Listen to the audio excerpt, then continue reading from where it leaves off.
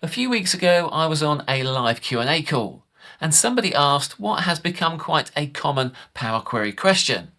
How do we handle the scenario where the column names keep changing? To which I gave the standard response. We just rename those columns based on their position. To which they said, but the position of those columns isn't the same each time I refresh the data. Now that becomes a really interesting problem. So I'm going to share with you in this video the solution that I gave to them. And make sure you watch to the end because there's lots of interesting techniques in this video. So if you're ready, let's get started. Here is our example file, and if you want to work along with this video, then just follow the links in the video description box below so you can download this file. We start off with a table that contains account, date, description, debit for April 2023 and credit for April 2023. Now we know that these are going to cause us some problems. In the table name query, we can change the name of our data source. I'm going to change it from data 1 to data 2, and when we do that, example now has debit and credit for May 2023. So we know that our column names are going to change. Let's change this back to our original source and come back to example 1. Now we could simply just rename our columns. If I change these to debit and credit, everything looks like it should then work. Well, that is until we change to our new data source. If that becomes data 2, our query then breaks because it couldn't find our April 2023 column. So what we do, rather than renaming based on the column name, we rename based on position. So to see this in action, I'm going to delete my rename columns, and then I'm going to create a duplicate of my query. Now for this, we already have our source.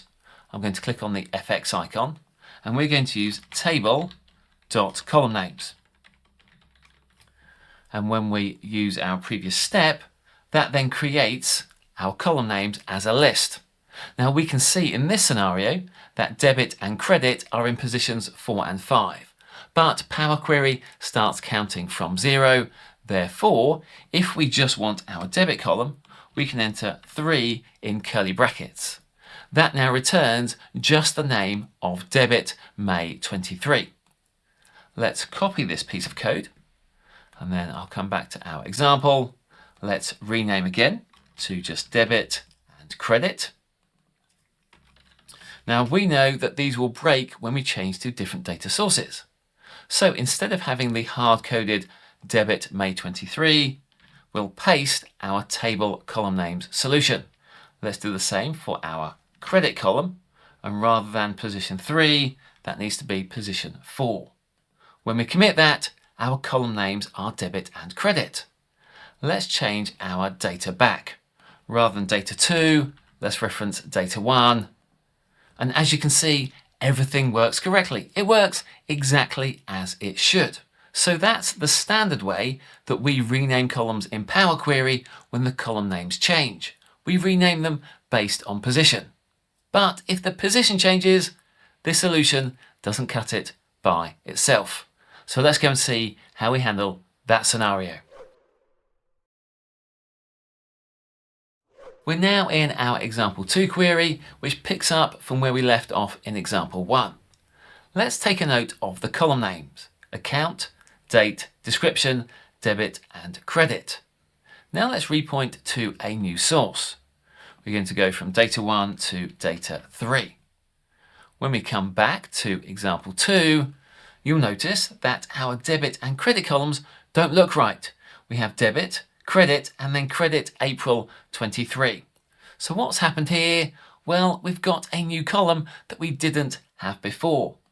If I come back to source, we now have account, date, source, description, debit, and credit. So if we now rename by position, we're actually renaming the wrong columns. How can we handle this scenario? Let's suggest that we know that our debit column always starts with the word debit, and our credit column always starts with the word credit. We can therefore use that in our logic to ensure that we rename the right columns. Let's come back to our query where we created our table.column names. And we're going to expand on this by selecting only the column names that start with debit or start with credit. I'm going to delete the position at the end. That now gives us all of our column names. And we're going to use list.select. Now, which items do we want to select? Well, our list is going to be our table.column names. And then the items that we want to select are based on a function. So we're going to use each, and we want where our text dot starts with. In here we have the text. What text do we want? Because we're using the each keyword, we're going to use underscore. That's going to reference each item in our list. And we want to check where they start with the word debit. I'll close the bracket at the end. And when we commit that, we now only get debit April 23. To select that item, we enter 0 because Power Query is 0 based. That means we now get the text value of debit April 23. I'm now going to select our code and press Ctrl C to copy. Then I'll come back to example 2, and rather than changing our column name based on its position, I'm going to paste. That means it will change where our list item starts with the word debit. Let's do the same for our credit item. I'll paste that in there, and we don't want debit, this time we want credit. When we commit that, it now changes that column name, not based on position, but where it starts with the word debit or starts with the word credit.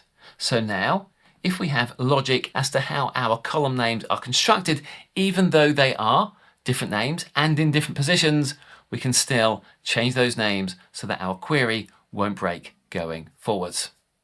The techniques that we're covering in this video are covered in significantly more detail in our Demystifying M in Power Query course. That's the course that teaches you how to write M code from the ground up. So head on over to exceloffthegrid.com to find out more about the Demystifying M in Power Query course. What we looked at in the previous example works where there is logic and how those column names are constructed. But what if there isn't any logic? Well, in that scenario, we can use a column mapping table where we map from an old column name to a new column name. Here we are in example 3, but before we look at that, let's look at our name mapping table. We have a column called old name and a column called new name. And you can see that we are renaming debit April 23 to debit and credit April 23 to credit. This is simply a table. Now I'm going to click on the FX icon and we're going to use the table.toRows function. When we do that, it creates a list of lists. Inside that first list, we have the old name and the new name. And we have 2 rows, once for each row in our table. So this is the concept that we're going to use to rename our columns. Let me delete that step. That was just to illustrate how this works. And let's come back to example 3. If we rename this item to debit and this item to credit, if we look in the M code, it creates a list of lists, which is exactly the same as what we get from table.toRows. So let's use that. Table.toRows, open bracket, and we want to base this on the name mapping query. When we commit that, everything works. Our columns have now been renamed based on our name mapping. But what happens when our data source changes? So let's go to data 4, and when we come back to example 3, as we expect, our data now fails because we don't have April 23, we now have May 23. So let's come back to our table mapping. We're going to edit the format of this table. Here I'm just using Power Query's standard edit data feature, but this table could easily come from an Excel table as well. I'm going to create 2 new lines. The first item is debit May 23, which will go to a debit, and then credit May 23, which will go to credit. I'll click OK. When we come back, it still hasn't solved our problem. And the reason is because it's trying to rename every element. So it's trying to find April 23 and rename that in our table, but that column doesn't exist. So in our rename column step, we're going to add missing field.ignore as the last argument. That means if it can't find April 23, it will ignore that. But when it gets to May 23, it will then apply those changes. So when we commit that, everything now updates correctly. We have our columns renamed to the correct column names. And we use this method where we have columns that we have no idea what those column names will be. But each time we refresh, we add any new column names into that table. And then over time, we build up an expanding list of acceptable renames that work with our dataset. And that's it. That's how we deal with the scenario, not just where the column names might change, but also where the position of those columns change. We've seen that we can use logic and also a mapping table to ensure we always get the column names that we want. If you like this video, then don't forget to subscribe and get notifications so you don't miss any of our future videos. Thanks for watching, and I'll catch you next time.